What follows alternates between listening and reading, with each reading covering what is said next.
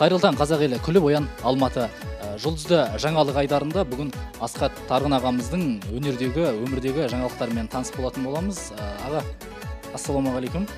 Қандай да жаңалықтарыңыз болып жатыр? Қандай жаңа әндер жазу үстіндесіздер? Бейнебаян түсіріп жатсыздар ма? Сол жайында концерт? Енді бейнебаянды өткенде ақпан айында түсіріп, бір бейнебаян шықты. Ол жаңағы Тамара Асар, өнердегі апамыз Тамара Асармен екеуміз дуэт айтып, соған бейнебаян түсіргенбіз. Одан кейін қазір енді қыс айы болғасы тоқтап тұр. Бұйырса мінекей алдымызда жаз келе жатыр. Мамыр айында бір бейнебаян түсірген ниет қылып жатыр. Асхат мырзаның Тамара Асармен бірлесе орындаған әні ел көңілінен шықты. Десе де осы күнгі сахнаның заңдылығы, тыңдармандар сұранысы жаңа әндер. Асхат Тарғынның ән қоржынына қандай жаңа әндер қосылды? Жаутүк композитор ағамыздың 50-ден асып барамын деген бір керемет әні жарық көрді жақында. Билеуге ыңғайлы ырғақты 50-ден асып барамын деген ән. Бұрын мысалы 30 асып барамын деген бұл, соны 50-ден асып барамын. Сол түрі. Соған бұйырса енді мамыр айында жаймашуақ кезде бір жақсы бейнебаян түсіреміз бе деген ой бар.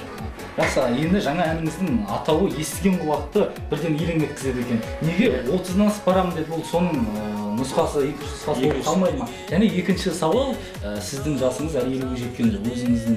Жоқ, мен 30-ға келген адам, құдай қаласа 40-қа да келеді, 50-ге де келеді, 60-қа да келеді.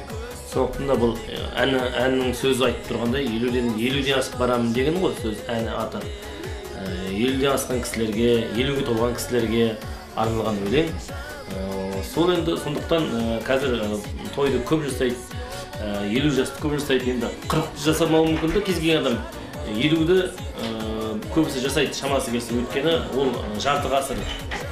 Сондықтан да осы жиынға барғаннан кейін бір ағаларымыз қолқасатта осындай ән шықпаса ойланып жүрдім. Сол сәт түсіп, сол Мақсат Жаутүк ағамызға барып қалғанбыз. Сол кезде сонда 50-ден асып барамын деген әннің сөзі жатыр екен. Оны сөздің ән дайын ба деп едім, дайын, бір шарт қойған алда қашан деп. 5-6 ай жатырған екен.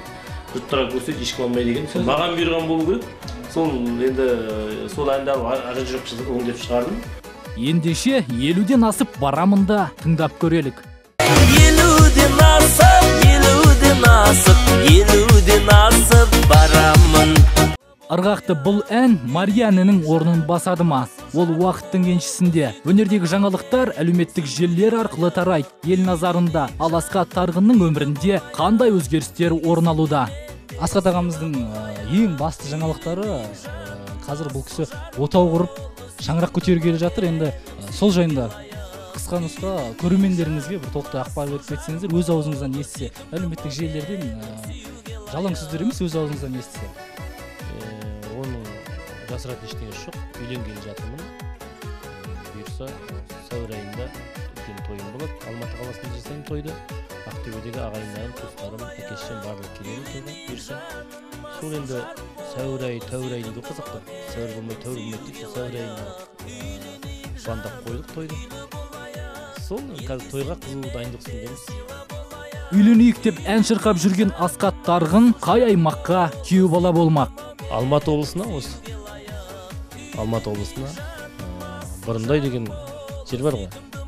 Жалпы Алматы қаласына, қазір Алматы қаласында тұрады, Алматы облысында. Нағашы жұрты мен өз жұртының, қала берді қазақ елінің сүйікті ұлы Асхат Тарғын қайын жұртының да сыйлы күйеуі болары сөзсіз. Өміріндегі жағымды жаңалықтар болса, өнердегі жарқын туындылардың тууына бастау болғай.